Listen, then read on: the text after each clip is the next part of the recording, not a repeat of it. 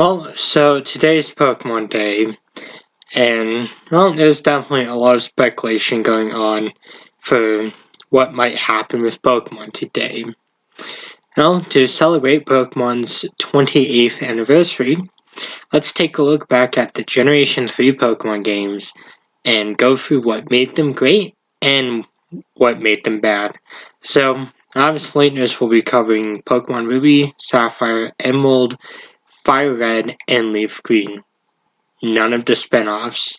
So let's get into the video and see what made these games so great.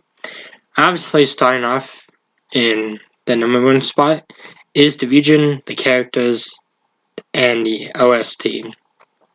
The Hoenn region is a beautiful region, filled with beautiful music and some really fun Pokemon. There's many iconic Pokemon introduced for these games, and personally, in my opinion, Hoenn has some of the best Pokemon ever introduced in the series. There are also some really great characters introduced in these ones. There's some really challenging gym battles, and Elite Four is also pretty interesting. Personally, I definitely really did like the story for these games. The story revolves around Team Aqua and Team Magma, and in Emerald, focuses on both of them.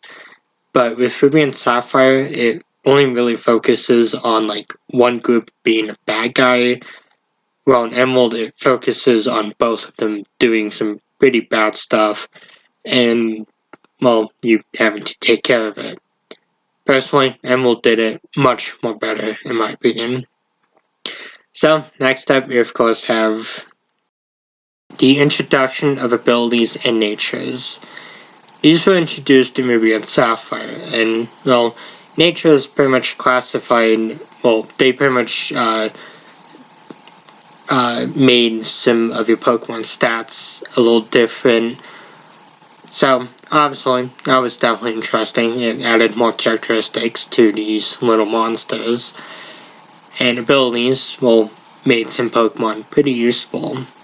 There were out-of-battle effects in Ruby and Sapphire, primarily only one, that being the pickup ability, but with Pokemon Emerald, that made it so that quite a few abilities could be used outside of battle, which frankly changed the series forever, as it made getting some items easier, or it made encountering certain Pokemon easier, or it made hatching eggs easier.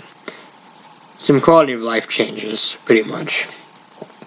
Other things I really liked about this generation was, of course, the timed events.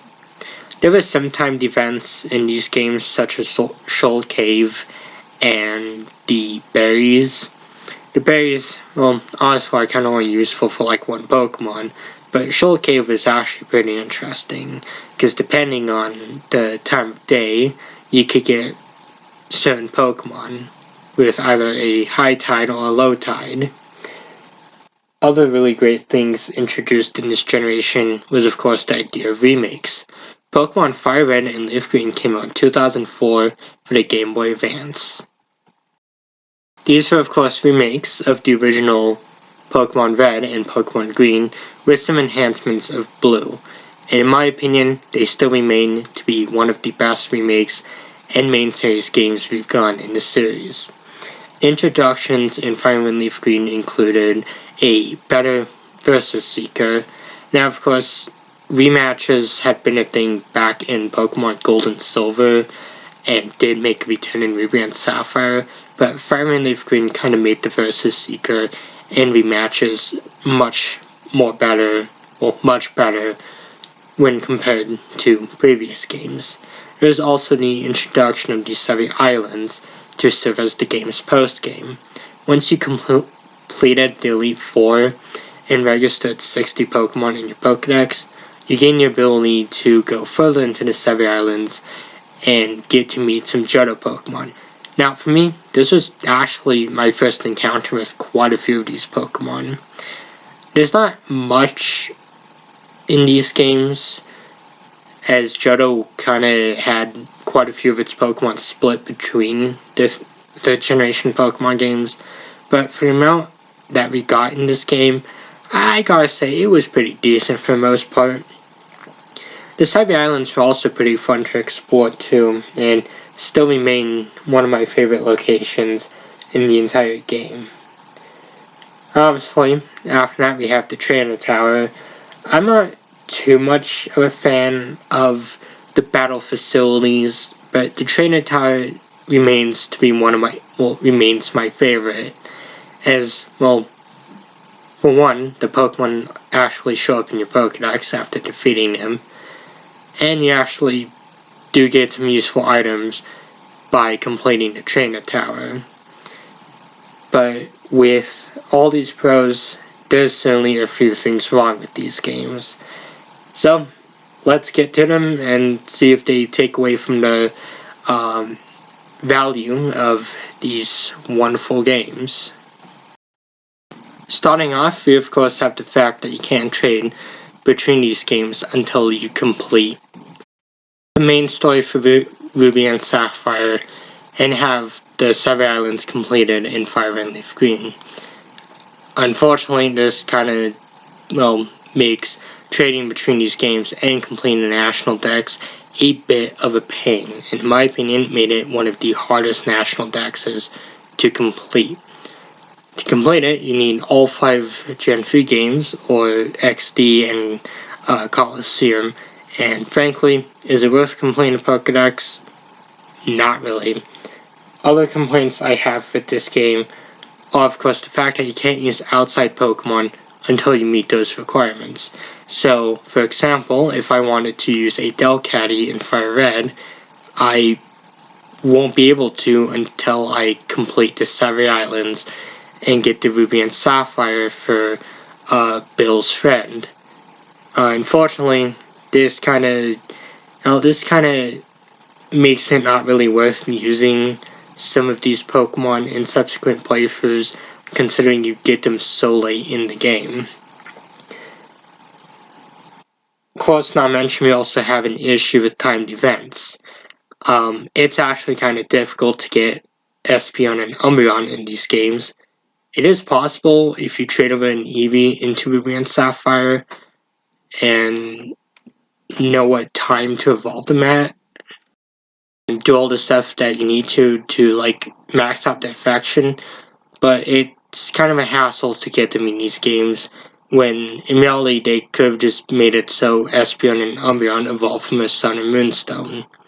So if they ever take away the day-night cycle, let's just hope that they make that an evolution method. Another complaint I have is, of course, dead batteries in the Gen 3 games. The Gen 2 games had the same issue, and in my opinion, and from what I've heard, they seem much more worse compared to Gen 3 games. But it's still kind of a hassle to deal with this for the Gen 3 games. It's not surprising considering how old these games are, but frankly, it's a bit of an annoyance having to change the batteries if you want to get the authentic experience for these games. You also have the issue with piracy and fakes being out there in the wild. It's easy to tell apart fakes and authentic copies, but as time goes on, that might not be the same case.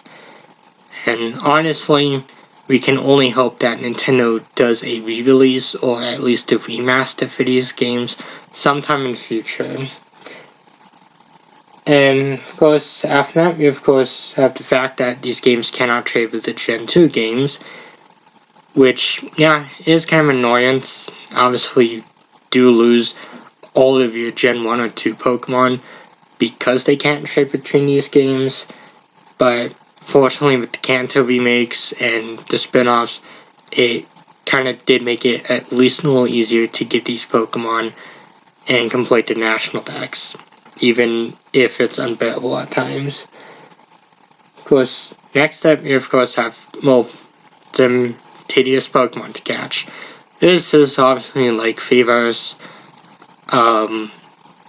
the 2 evolutions I mentioned earlier, and of course roaming legendaries. Yeah, who thought those were a good idea? that's all I really have to say about these games. I was going to end off with a joke and say that there's too much water in this game. So I guess a 7.8 out of 10. Kind of unplayable. But jokes aside, these games are terrific. If you haven't played them, I strongly recommend them.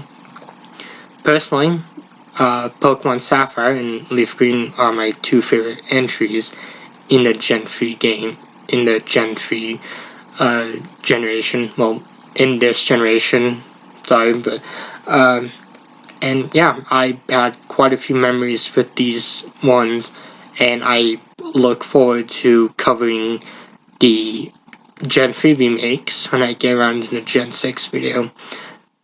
Obviously, I'll be covering the Gen 4 games next time, so stay tuned for that video, and I'll see you all next time.